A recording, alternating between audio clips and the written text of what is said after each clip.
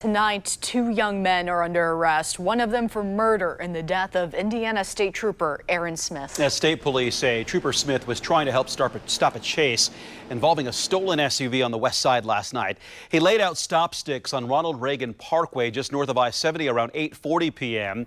The SUV then hit Trooper Smith. Medics took him to the hospital where he died. Both men who police arrested are from Missouri. An 18-year-old is preliminarily charged with murder, and the other person, a 19-year-old, is facing a preliminary charge of auto theft. Trooper Smith's squad car is now on display at the state police post on the east side of Indianapolis. The 33-year-old lived in Franklin and had been a state trooper for nearly 5 years. He is survived by his wife, Megan, who is the girls' softball coach at Whiteland High School.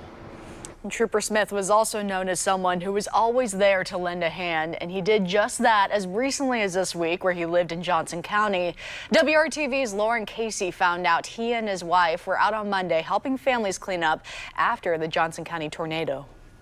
You can't express the words. It just breaks your heart. A state trooper who was no stranger to serving others. Well, when the storm blew across Travis Road behind me here in Johnson County, Aaron Smith and his wife Megan did not hesitate. They came right here to a home to help with cleanup. Yeah, he tore all the fence down. Fletcher Newman says while the tornadoes this week were tragic, the loss of life just cannot compare. We did lose a good one. The community lost a good one. Newman and his wife Marcy belong to the same CrossFit gym as Aaron and Megan Smith, who heard about the destruction and damage to their home. Marcy said, "What are you doing here?" And Aaron said, "Well, you know, why wouldn't we be here?" The Smiths, who were acquaintances at the time, showed up for a family in need. Megan had back surgery. She was in a brace, but she was still out here raking and picking up sticks. And Aaron taking a young volunteer under his wing. He just spent all this time with this little boy, showing him how to use the hammer and how to knock it out and take that fence down. And Aaron and Megan were probably here 5 or 6 hours. He worked all day, and then he went to work that night. That was them. Yep, it doesn't surprise me. In Bargersville today, Aaron and Megan's CrossFit family gathered in their grief. You would look at them and think, that's what love is. Owner Jennifer Brinkley says they were a couple that they could count on at any time. They will jump in at any time they can to do whatever they can for anybody. With no kids of their own, they cared for her kids and her sister Katie's kids like their own. He had nicknames for all of them. My daughter had a Veterans Day program, and he drove 2 hours for a 30-minute program, 2 hours back, and then went to work that night. The pain of this loss, unbearable. You know, getting that call last night was shocking. You just know that you're never going to be able to see that person ever again. You won't be able to say hi and how's your day. I mean, he was so much more than a state trooper. A friend, a public servant. He touched so many people's lives. And an inspiration to all who met him. I will do better because I knew Aaron. He's so loved.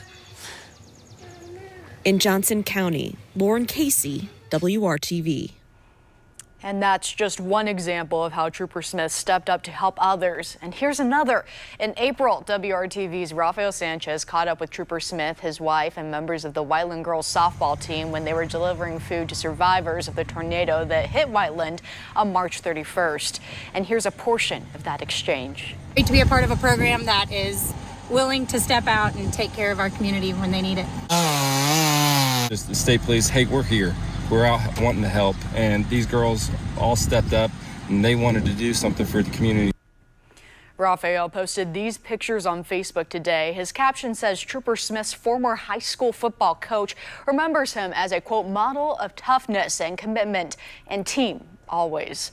Smith graduated from Whiteland High School in 2008, and whether he was in uniform or just in the neighborhood, he'll always be remembered for giving back. Well, Smith is the second trooper killed this year deploying stop sticks during a pursuit.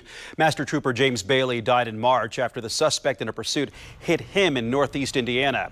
Indiana State Police called both incidents tragedies. ISP says its policy states troopers be in a safe location before deploying the stop sticks, but says they can't control the people behind the wheel. Pursuit is one of the most dangerous situations that we can be involved in, whether it's setting up to deploy the stop sticks or being in the pursuit or dealing with the aftermath. And we want to be in a safe location behind some type of protection, so in case they lose control, sometimes they may crash, they may swerve to avoid the stop sticks. We don't want to be in that path. We want to be in our best safe location that we can possibly be. ISP says that it's having conversations with troopers to de-escalate and figure out what worked, what didn't work, and what the agency can improve on. The information will be passed to the training division.